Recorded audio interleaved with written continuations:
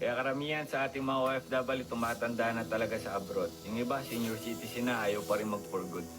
Bakit? Marami sa ating mga kamag-anak, kapamilya, minsan, anak mo, hindi ho nakaka-appreciate ng ating mga sakripisyo. Appreciate in a way na mag-iipon ako. Nay, mag-ipon ka dyan para pag uwi mo, meron kang pera. Pagtanda mo. Like, lahat kasi nakaasa na. Teka lang, huwag mo sasabihin lahat. Oo, alam ko, hindi lahat. Pero kadalasan, kapag ang isang OFW nasa abroad na, mainit tayo sa kanila. Pero pag wala na tayo, na itutulong sa kanila, ganito na lumalabas.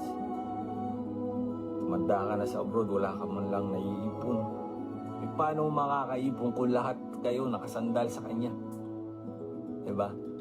Di wala na siyang pambili na mga gusto niya dahil instead na ikainin na niya, susubo pa niya sa inyo.